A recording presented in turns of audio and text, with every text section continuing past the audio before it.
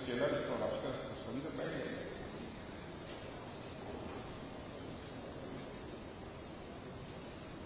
भैया बैठ जाओ।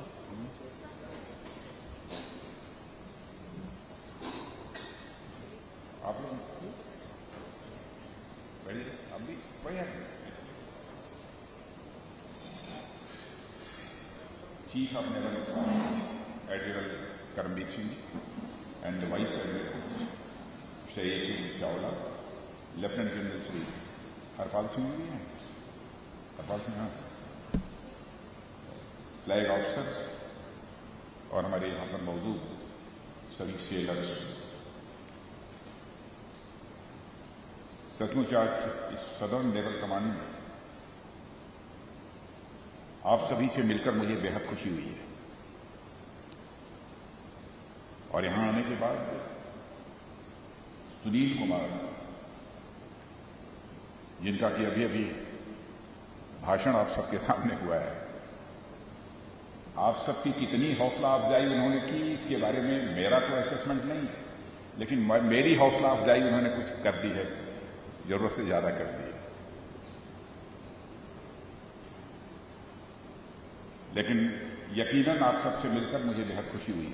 जब भी, चाहे हमारी आर्मी हो, चाहे हमारी एयरफोर्स हो, चाहे हमारी नेवी हो, इनके ऑफिसर से, जवानों से मेरा मिलना होता है तो मेरी हौसला अफजाई होती है, यानी मेरा हौसला बढ़ता है, मेरा कॉन्फिडेंस लेवल बढ़ता है। देश हमारा सुरक्षित है, यह विश्वास और भरोसा भी हमारा बढ़ता है। और इस सदर्न नेवल कमांड में कि आप सभी लोगों से मिलकर यहां मुझे विशेष खुशी हुई है। वहीं आपकी जानकारी में यही लाना चाहता हूं कि कल से मैं दौरे पर हूं। कारावार और कोच्चि, दो स्थानों पर जाने का मौका मिला है। कारावार में मैंने प्रोजेक्ट सीबोर्ड को देखा और प्रोजेक्ट सीबोर्ड को देखने के बाद मैं इस नतीजे पर पहुंचा हूं कि वो हमारा एक ऐसा नेवल बेस बनेगा जो कि एक समय एशिया का बिगेस्ट नेवल बेस बनेगा। ऐसा मेरा विश्वास, एक ऐसा भरोसा मेरा बना। वहां के भी सारे अधिकारियों और सेल से भी बातचीत करने का भी अवसर मिला है। इंफ्रास्ट्रक्चर, चाहे वह कारावार हो या नेवल बेस हो, चाहे यहां मॉडर्न इंफ्रास्ट्रक्चर डेवलपमेंट कैसे हो रहा है, उसे भी देखने का मौका मिला है। कुछ हमारे ऑफिसर्स ने, कुछ हमारे सेलर्स ने कुछ इनोवेशंस, जो नई नई चीजें उन्होंने खोजी हैं, ईजाद की। सचमुच मुझे यह कल्पना नहीं थी कि इतने हाईली टैलेंटेड लोग यहां पर हैं। अब मैं सबका नाम नहीं याद है, मैं शर्मा, अब मैंने देखा, वैसे मैं भी साइंस का ही स्टूडेंट रहा हूं, फिजिक्स का स्टूडेंट रहा हूं, फिजिक्स, केमिस्ट्री, मैथमेटिक्स मेरा भी सब्जेक्ट रहा है। पूरा तो नहीं समझ पा रहा था, लेकिन काफी हद तक चीजों को समझने की कोशिश कर रहा था और समझ पा रहा था। मैं ये कहना चाहूंगा कि आप जैसे जवानों और अधिकारियों के ऊपर हम सबको गर्व है। आई एम प्राउड ऑफ आप ऑल।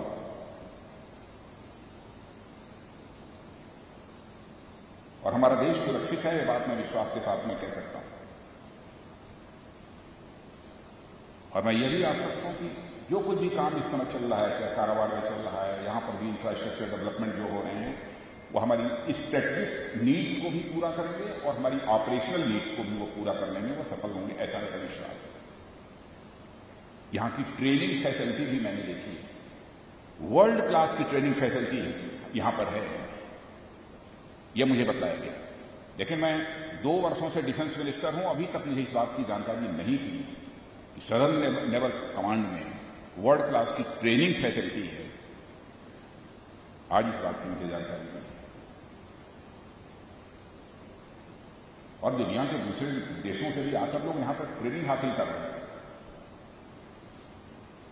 अभी diving school, navigation and direction school charismatic काम कर रहा है।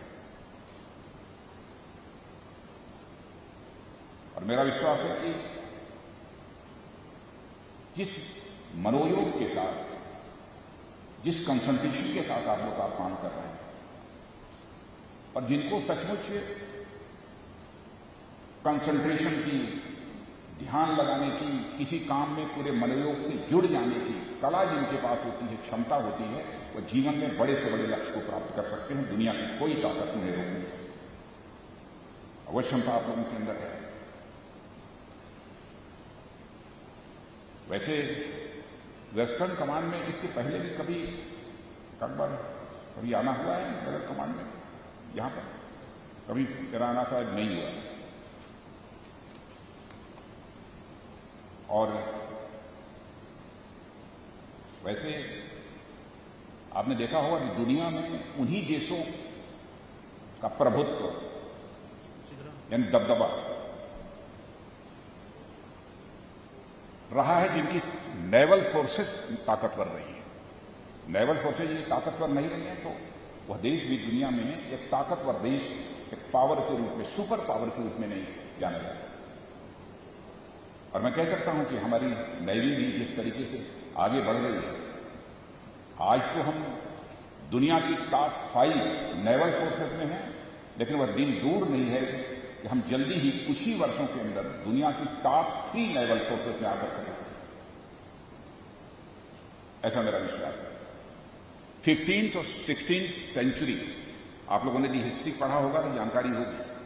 वहां पर चाहे पुर्तगाल हो, चाहे स्पेन हो, चाहे वह फ्रांस हो, या फिर 17th और 18th सेंचुरी में इंग्लैंड, हॉलैंड जैसे देश हों, इन सबकी मैरीटाइम पावर ने ही इन्हें पूरी दुनिया में इनको पहचान दिलाई है।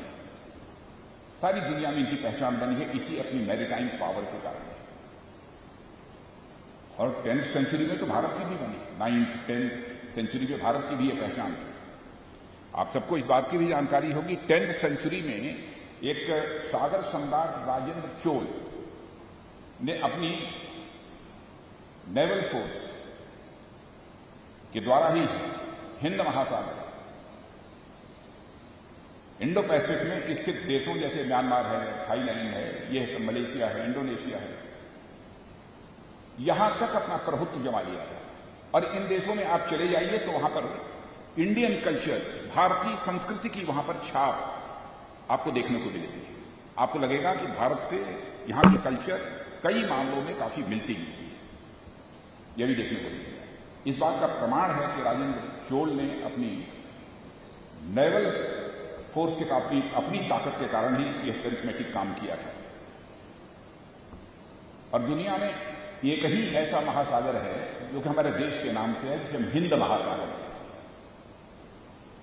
एक ही महासागर। और मित्रों, आज इस बदलते हुए जियोपॉलिटिकल और इकोनॉमिक पर्सपेक्टिव में हिंद महासागर का महत्व बढ़ता जा रहा है, लगातार बढ़ता है। जितना बढ़ा है आज बढ़ा है, लेकिन इसके आगे भी लगातार बढ़ता जा रहा है, क्योंकि दुनिया की 20% LNG, 80% ऑयल शिपमेंट और पूरी दुनिया का आधा कंटेनर ट्रेड और 1/3 बल्क कार्गो ट्रैफिक प्रतिवर्ष इसी क्षेत्र से होकर गुजरता है। और इस क्षेत्र की जो टोटल पॉपुलेशन है, पूरे वर्ल्ड की 1/3 पॉपुलेशन यहीं रहती है, पूरे वर्ल्ड।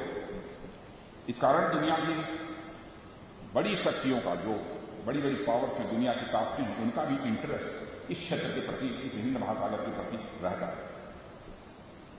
और ऐसी परिस्थिति में हम सभी लोगों को अपनी ताकत को और अधिक बढ़ाने की जरूरत है, ऐसा मैं महसूस करता हूं।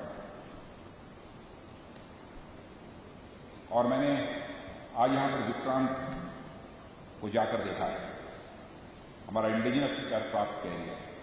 इसके पहले मुझे विक्रमादित्य पर भी एक रात आपके chief of naval staff Shri Karambir Singh ji के साथ रहने का अवसर मिला।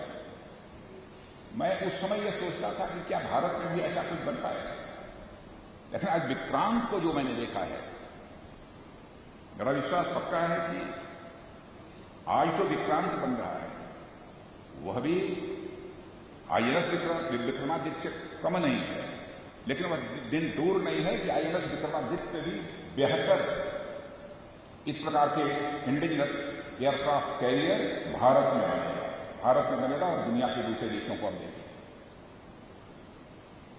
उसको देखने के बाद भी मेरा हौसला बढ़ा है।